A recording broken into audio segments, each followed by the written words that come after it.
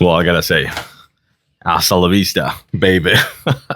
Doesn't matter if it is for camping, doesn't matter if it is for weeding, doesn't matter if it is for barbecue or things like that.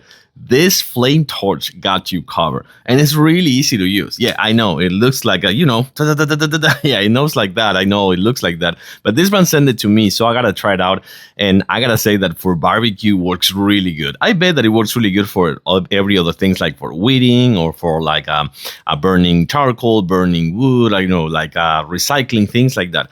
But the way that this one works, let me show you. By the way, you're gonna need one of this.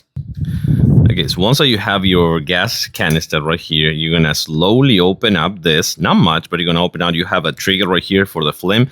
So you're gonna open up this. Once you open up, start playing with it. You can see the fire already, right? You can see the fire already.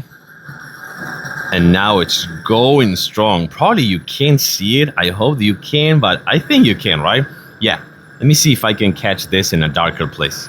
Well, a little bit better here. You can see a little bit more. Let's open it up some more. Oh my God. Oh my God. This is actually a flame. Wow.